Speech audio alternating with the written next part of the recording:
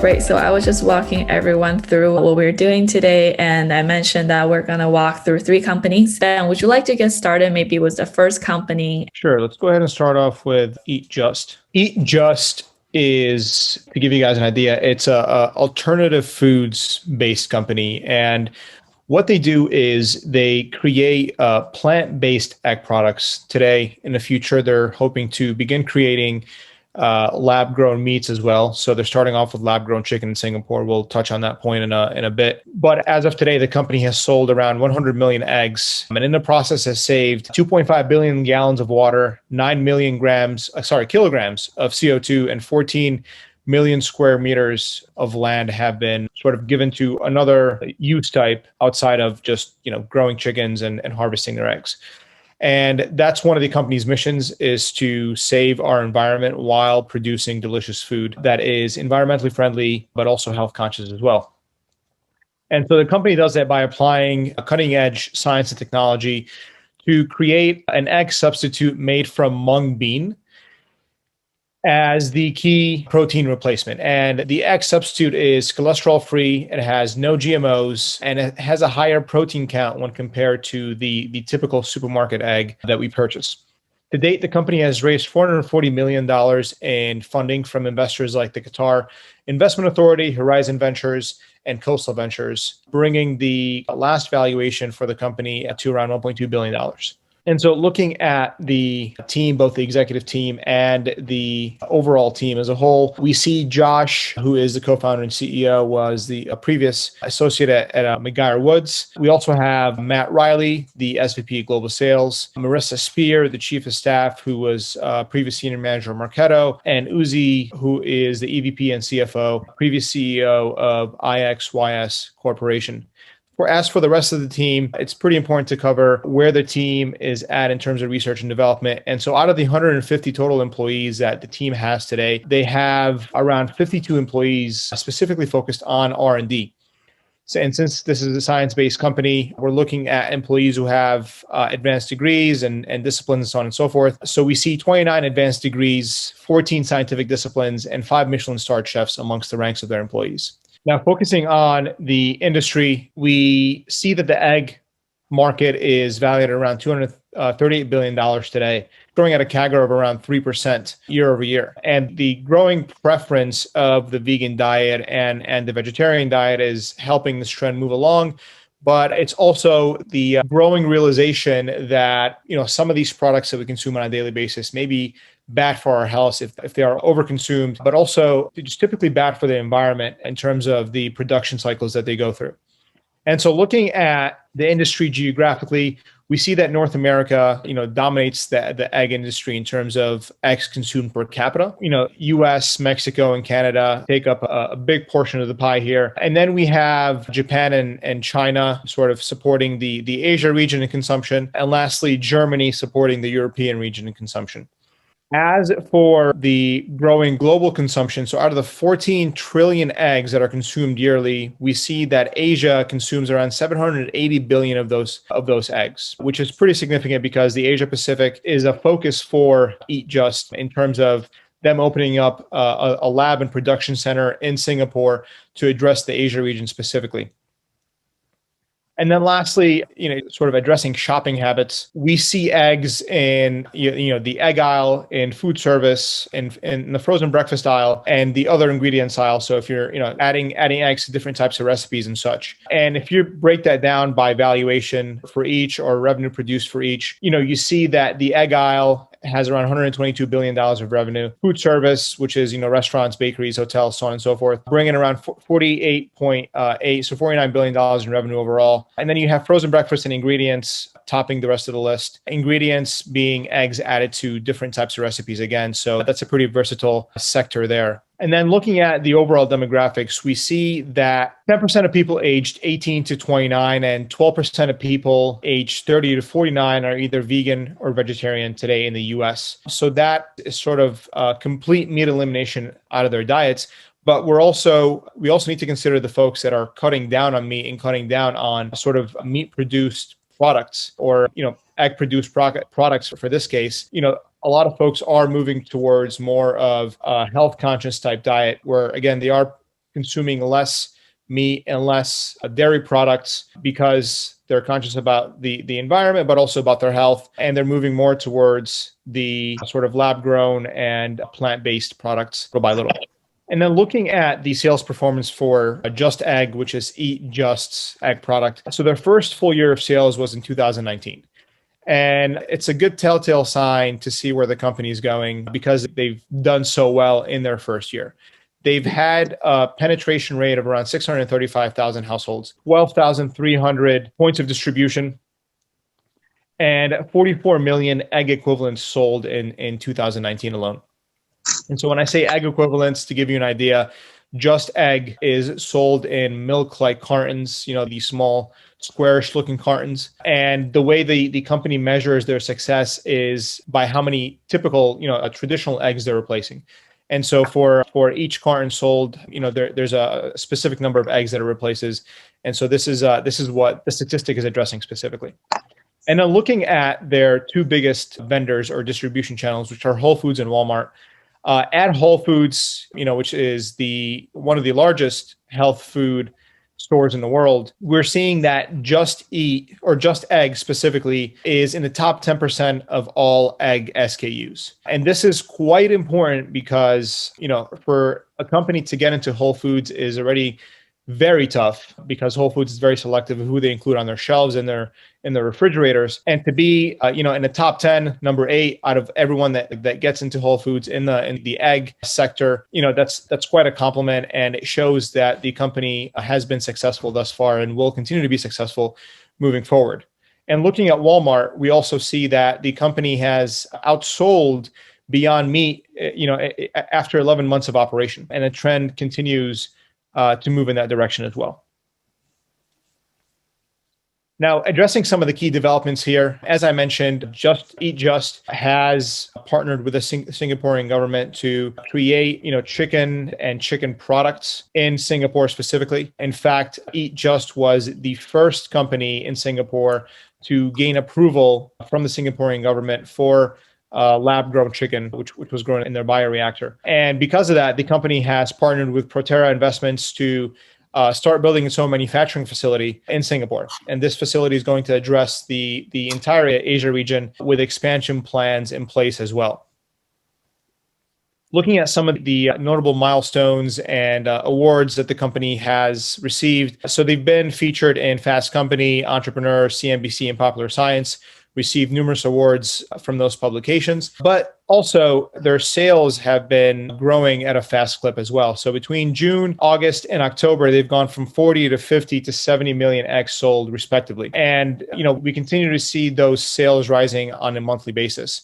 And not only has the company grown their sales and distribution channels tremendously, having 17,400 distribution points in November of 2020, but they've also managed to get the cost of their product down significantly when compared to a typical egg. They've got it down to around 14.5 cents per egg, which is a driver for the company because one part is taste and quality and sort of the feel of the product as a consumer eats it. The other part that they have to address is the cost of the product as well. And so looking at the competitors within the market here, we see Memphis Meats, Mosa Meat, and Morningstar Farms, which is a division of Kellogg. Memphis Meats and Mosa Meat are both lab-grown meat products. And even though they're not competing head-to-head with Eat Just on their egg product, they will be competing with them on their lab-grown meat products. And as for Morningstar Farms, they produce plant-based variations of meat products as well to address the vegan, vegetarian diets. And the key differentiator for Eat Just here is that they've gained a majority share in the egg market, specifically around 80% share of the sort of alternative protein egg market. And they are a dominant player, not only globally in that market, but they're also becoming a dominant player in the lab-grown meat market due to the company having, the first grounds of approval in Singapore and being able to expand that success into the rest of Asia. Great, Ben. Thank you. So, Ben, would you like just to give a little bit of background? I mean, I, definitely have seen quite a few interesting talks about MissFresh, and perhaps the first thing I would like to say, it is the one of the very rare ones that has survived this, huge competition in China e-grocery, right? Only 1% is profitable, 4% can break even, and it offers this 1 hour instant delivery service across 16 cities in China. Beijing, Shanghai, Guangzhou, Shenzhen, right? They have 1,000 distributed micro warehouses that fulfill up to 2,000 orders per day with over 3,000 SKUs. And the GMV has tripled, quadrupled during the height of COVID-19 in China. So with that, I'll have Ben to walk us through a little bit about the background before we go more into the details. So looking at MissFresh and the overall Chinese e-commerce market here, we're seeing that, as Catherine mentioned, MissFresh leading the market in terms of the grocery sector specifically, but also doing it through a differentiated model, which has been thus far the micro warehouse strategy model. And this not only allows the company to serve nearly 25 million customers in over 20 cities in China, including the tier 1 cities that Catherine has mentioned, but it also allows them to do it in such a way that the delivery time is anywhere between 1 to 2 hours, and the food spoilage rate comes down tremendously because they are able to be closer to their customers. And they're also able to address their customers' likes and dislikes through, their localized warehouse strategy as well. So it works very well in the company's favor. And that's why, as Catherine mentioned, the company has done tremendously well over the past few years. Since its founding, the company has raised around $1.7 billion in total funding from the likes of Tiger Global and Tencent Holdings.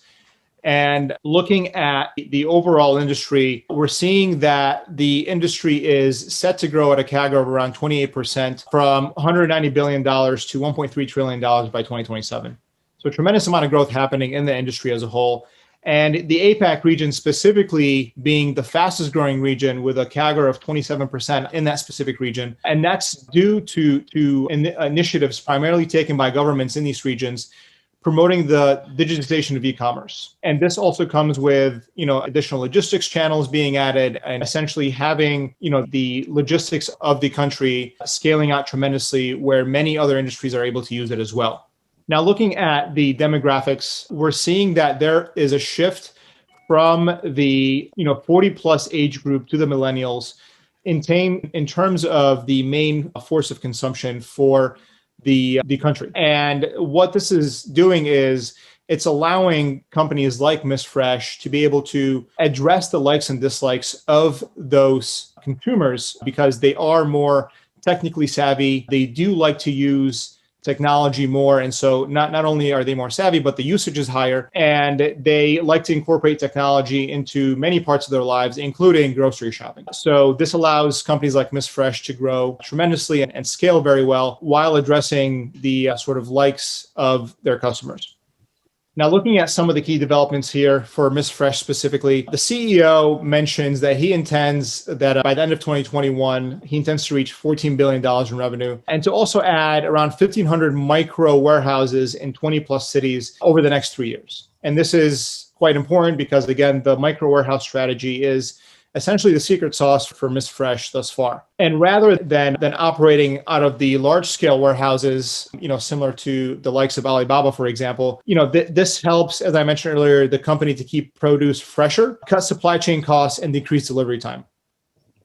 MissFresh has also partnered up with Aurora Mobile, which is an AI and ML analytics company, to optimize the user experience, but also increase user engagement and retention, and to also work on tailored marketing to attract additional users onto the platform as they expand into other cities in China. And owing to the COVID-19 pandemic, we've seen a 200% increase in online grocery orders in 2020 for MissFresh alone. China's overall online food product sales actually grew by 32.7% year over year. So a healthy growth for the entire market, a very healthy growth for MissFresh. We are looking at quite a few of these competitors, and I actually want to jump in here. I think one of the things I heard you talk about is actually the fierce competition amongst these online grocers, right? So one thing I've heard about is like online grocery guide actually delivers 60 to 70 orders a day. And this is actually like pretty amazing, right? Because normally you have these, 100 per square meter type of, efficiency for generally a store, right? But these guys, they're doing 100 RMB per order, 3 to 4 orders per store, and then 100, 100 RMB per order. So we're looking at a 300 to 400 square meter per person, and that's a lot more efficient than a typical store. At the same time,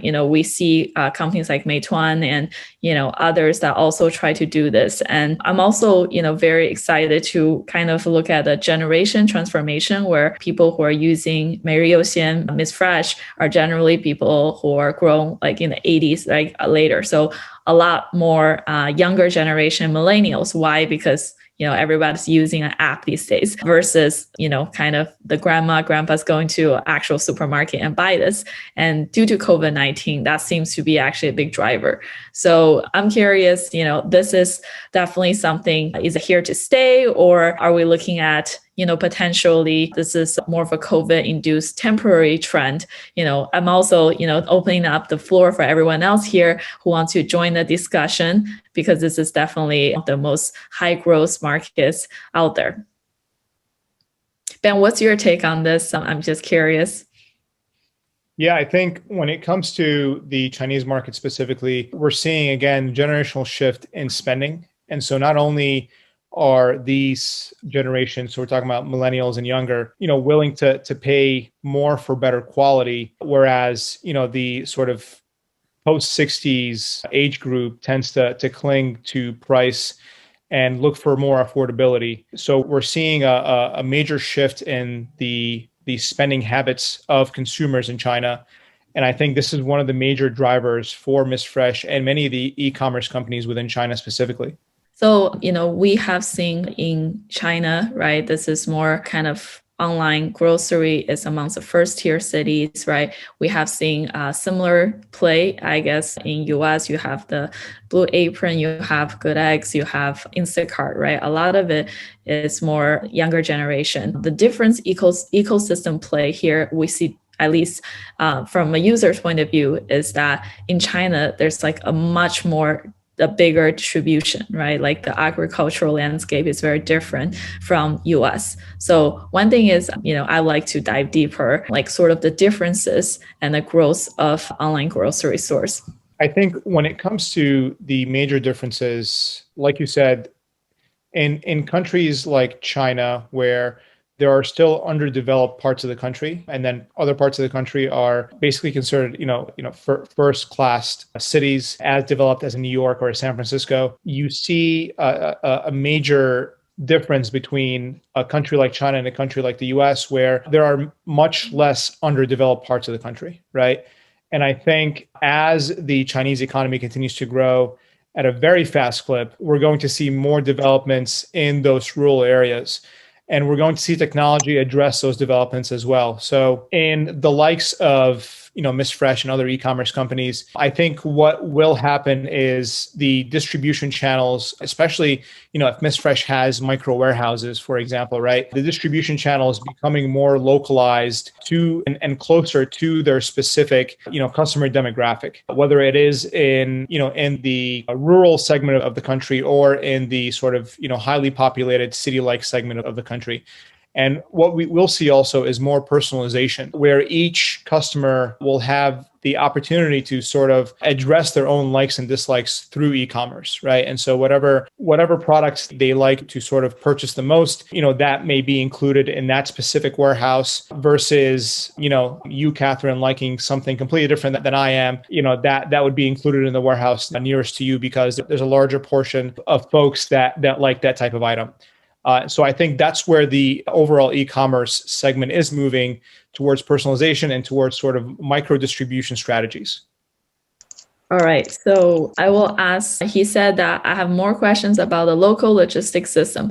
Does MissFresh have their own logistics system? So from my understanding is they do have their own logistics system. That's why they're able to, allow 1 hour delivery, right? So, I mean, we all heard about, Amazon 2 hours, but hey, this is even faster. So, we're seeing the power of China, like as you see in Meituan, right? Like generally, let's say if you order breakfast, it will be delivered to your house in in 15 minutes. That's the power of logistics play in China. So, we see that as a huge reason why, this business is growing way faster in China. Also, one thing I also found amazing is the number of users. So before, you see a lot of, people in their 30s or younger who are using the apps. But in China, even the grandmas are using the apps because now they're, due to COVID, they're strict at home, and their grandchildren are now teaching them how to use and download the apps so that they can, actually never leave their house and buy the, SKUs, the products that they need. With the rest of the time today, we're going to go through the last opportunity, which is Automation Anywhere. As many of you know, UiPath just IPO'd, recently. So we're going to go over one of the robotic processing automation competitors for UiPath, which is Automation Anywhere. Ben, pass it to you. Thanks, Catherine. So kicking off Automation Anywhere here, many of you, as Catherine mentioned, have seen UiPath go public last week. And, both companies operate in what's called the robotic process automation industry. We'll call it RPA for this presentation moving forward. And what the industry does is they essentially help enterprise level customers and SMBs for that matter, automate business processes with AI bots, basically. So software bots. And this eliminates menial tasks and repetitive work for their employees. So it's not necessarily made to replace human workers. It's more so made to augment their performance within the company, to take away repetitive tasks and allow these employees to work more on sort of thought leadership, creative work that will drive the company moving forward. Now, Automation Anywhere specifically has raised a total of $840 million in funding from investors like SoftBank, NEA, Salesforce, and Workday Ventures. And the last two, Salesforce and Workday Ventures, are pretty important to point out here because, we consider this a SaaS company. And when you see other giants in the SaaS world investing in a specific company, it just goes to show you, from their understanding of the landscape and their understanding of the business and what Automation Anywhere is trying to build, it shows us as potential investors of this opportunity that, they think very highly of the business and what their place is in the industry as a whole. Now, as for the industry, we're expecting the industry to reach around $20 billion in 2026. That's at a 32.8% CAGR overall. This is specifically the RPA industry. And we're seeing that some of the key factors here that are leading to growth are the first being the COVID-19 pandemic. The pandemic has affected some industries in a positive way and others in a negative way. The RPA and SaaS industry specifically has been affected in a more positive fashion. And it's because, when it comes to automating many of these menial and repetitive tasks and saving employee time for elsewhere, or, having some sort of employment freeze and not needing to hire additional employees, but more so reassign existing employees to different tasks. If you can augment employee performance through these different bots and different automated platforms that Automation Anywhere offers, you're able to essentially scale out your business in that specific sense. And then the other growth driver here is industries have also gotten highly competitive. And so again, going back to having employees focus more on work that will drive the company forward, that will allow a company to continue building its competitive moat and focusing less on menial and repetitive tasks, companies like Automation Anywhere sort of win in that specific scenario. And looking at the overall geography, so North America naturally dominates the market with much of the AI and ML solutions being present across the region for so long. But the Asia Pacific region is expected to have the fastest growth rate moving forward, with in the global RPA market. And that's mainly due to the fast growth of business process outsourcing within India and China specifically. This has increased RPA usage within the region, and it's allowing additional technologies to be built as demand continues to skyrocket. Now, looking at the product for Automation Anywhere, the company's platform is made up of four specific pieces. We'll go over those in a second. But the platform allows organizations to automate processes that are typically performed by humans. And the web-based system uses a control room to allow both employees that have programming knowledge and employees that do not have programming knowledge to run automated bots that will take care of many of the tasks for their teams. And looking at the four segments of the platform here, so we have Discovery Bot, IQ Bot, RPA Workspace, and Bot Insight.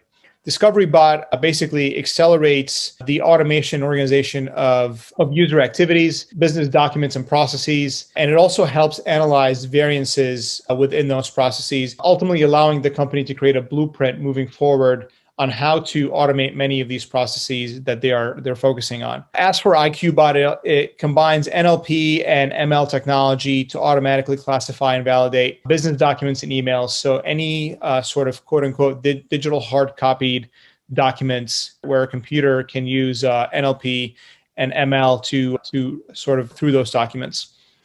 RPA Workspace is pretty simple. It essentially helps companies automate any digital tasks. And then lastly, Bot Insight constantly monitors efficiency and effectiveness of a company's digital workforce, providing real-time analytics and usage data for the company. Some key developments for the company here. They've recently partnered with Google Cloud in a strategic partnership to accelerate intelligent automation for enterprise level clients. They've also been ranked number one by HFS Research for being, the top RPA company. And they have also targeted the $4 billion digital assistant industry with a brand new part of their platform called Automation Anywhere Robotic Interface, AARI.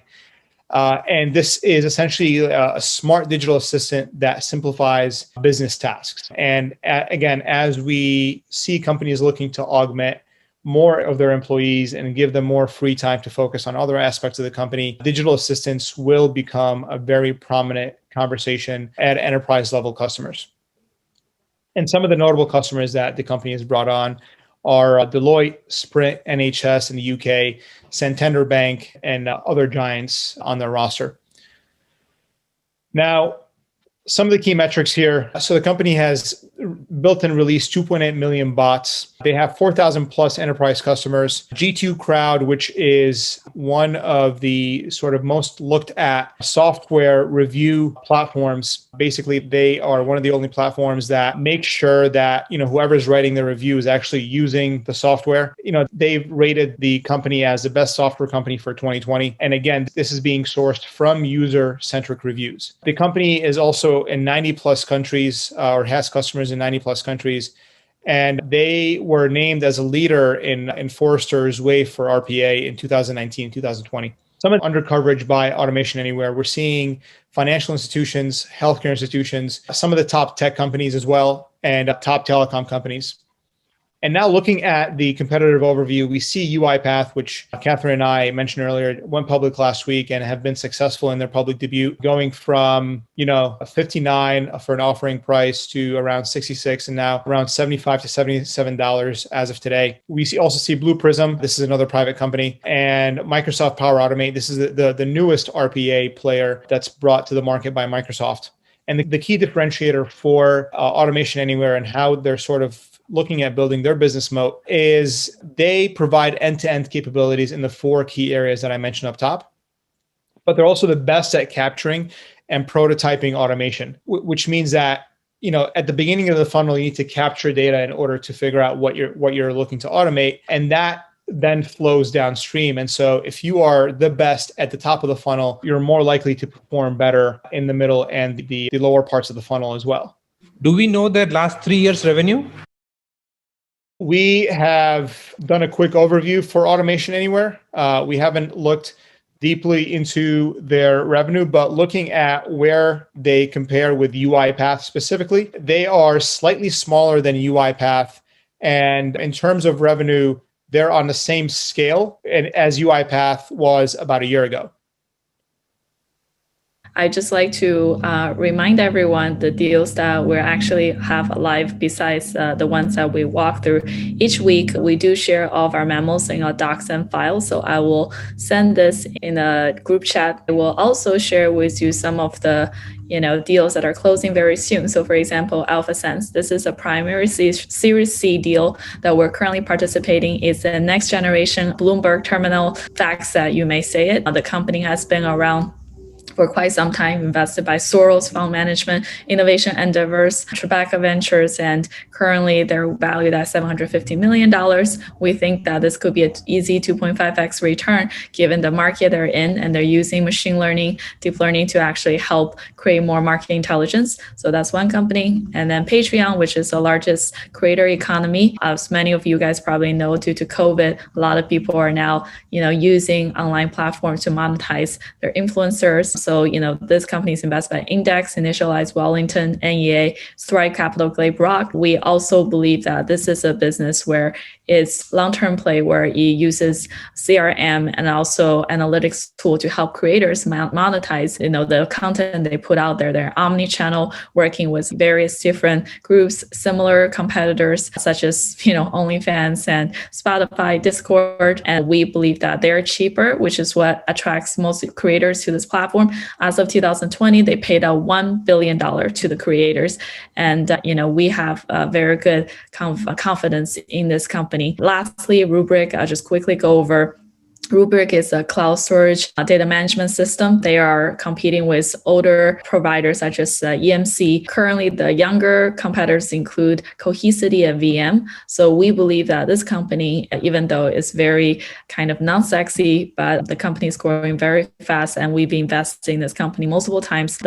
This is also a 12 to 18 months IPO timeline. So if you're interested in any of these deals, please feel free to reach out to us. In the meantime, I will share all of our information on a Google Doc sheet down there. And also we have the DocSend file, which you can see all of our deals in this folder. You can also ping any of our colleagues, Dylan, Ben, Emily here. We are here to walk you through any of the deals if you're interested to book a separate webinar with us. So we expect them to go public in the next 12 to 18 months. What's the minimum we're looking for Automation Anywhere? So we're starting with 500K, but if you guys have an investor group, we can start with a minimum 250K. Well, again, thanks everyone for joining us today. And we will send out, like I said, our Google Sheet with all the deals we're tracking and also the DocSend file. Feel free to let us know if you have any questions or if you'd like to book a time with us. And as always, we welcome you back for our next week's MarketX webinar, Tuesdays at 9 a.m. and 5 p.m. PST. Look forward to seeing all of you again.